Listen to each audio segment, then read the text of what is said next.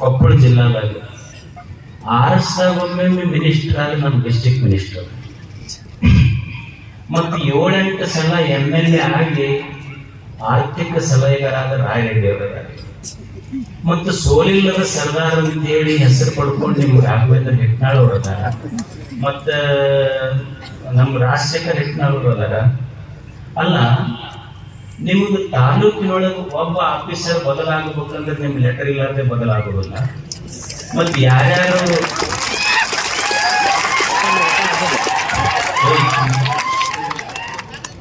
ಸುಮ್ನೆ ನಿಮ್ಗೆ ಗೊತ್ತಿಲ್ಲ, ಇಲೆಕ್ಷನ್ ಎಲ್ಲ ನೋಡ್ಯಾರ ನಿಮ್ದವ್ರು ಬಹಳ ಸುದ್ದಿದ್ದವ್ರ ಗುಡಿಗೆ.